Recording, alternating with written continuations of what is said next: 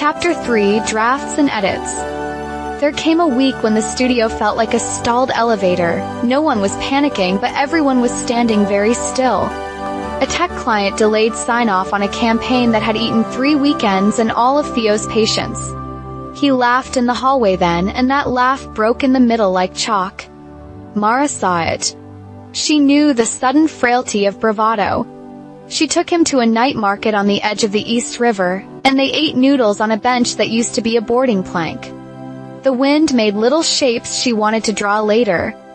"Tell me what hurts," she said, and he told her about the full-body tiredness, how it had become a second skin he was afraid to take off. They didn't break their rules that night. They didn't need to. She just let him talk until the words chased each other into gentleness, until they were fond of him again and willing to behave. When he walked her home, an old man was playing the clarinet on a corner where the streetlights forgot to perform.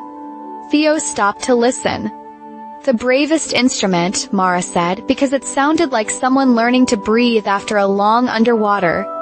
Later, in her apartment, she pulled old brushes from a tin and taught him to write his name in ink that bled into the paper like a spill of light. He tried to teach her how to solve a minor puzzle from a strategy deck, pretending it was simple. It wasn't. They laughed over it until their mouths forgot which were kisses and which were comedy.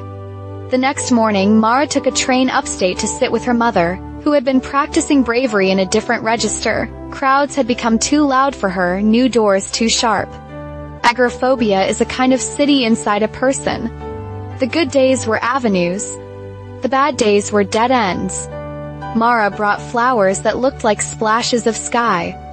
She never told Theo about the way she took a deep breath before every visit, how she felt like a ghost entering a house that didn't know it was haunted. Theo, for his part, visited a younger sister who juggled 2 jobs and 2 joys, an 8-year-old son who collected coins and an upright piano with 1 stubborn key. He fixed cabinet hinges, read a chapter from a new book about coral reefs, and arranged his face into calm so that the boy would believe the world had a reliable center. He never told Mara that his father had taught him to make lists to keep the fear at bay, or that sometimes he still slept with a notebook on his chest as if it were a shield. 2 separate tendernesses. 2 private living rooms. 2 people building a bridge between them plank by plank and pretending it was only a raft.